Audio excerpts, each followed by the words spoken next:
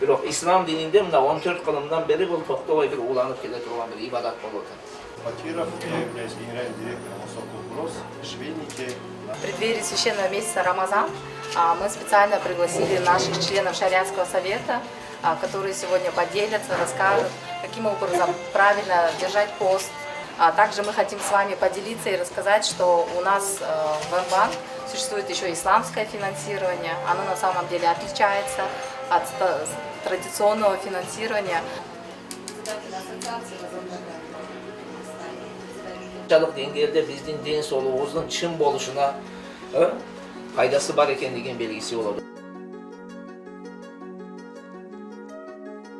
Исламское финансирование в МБанке совсем недавно, около 1,5 года, как сейчас существуют наши продукты. Очень много, на самом деле, целей, на которые мы предоставляем финансирование.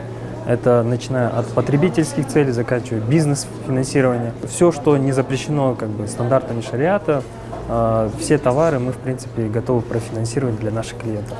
Основной наш продукт – это, конечно, мурабаха. Это такой популярный продукт, на самом деле, не только в Кыргызстане, вообще во всем мире. Доля портфеля этого продукта составляет больше 50% во всех портфелях, исламских банков, исламских окон. Мы не исключение.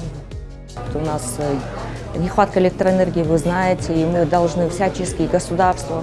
Было бы вообще классно, если бы государство хоть какую-то поддержку оказало с минимальными кредитами. Сегодня я предложила, давайте мы отдельно для членов ассоциации, для тех компаний, которые занимаются генерацией электроэнергии, отдельную такую сессию сделаем.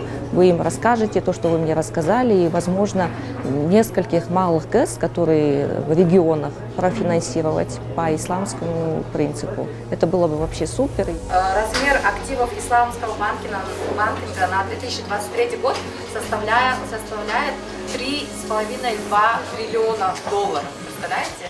Бүгүнкү күндө Кыргызстанда ислам принциптеринин алкагында насыя берүү ишкерлерди, предпринимательдерди колдоо кандайдыр бир деңгээлде жакшы бир левелге чыгып атат десек мен жаңылышпайм. Себеби дегенде мына бүгүнкү күндө мына МБанк компаниясы бир иш-чара өткөрүп, бул жакта бизнес брекфаст кылды.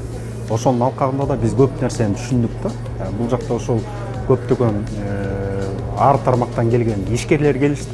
Ал ишкерлер өздөрүнүн баягы мен деле көп түшүнчү эмесмин, негизи насыя алган, негизи туура эмес деп билчүмүн да, бирок бүгүнкү күндө ислам принциптеринин алкагында алган насыялар аябай пайдалуу экен да. Бул биринчиден адамдардын мисалы убактысы өтүп кете турган болсо, пролонгация кылса, мисалы жөнөкөй банктарда насыя ала турган болсо, аларда баягы пения кетет да.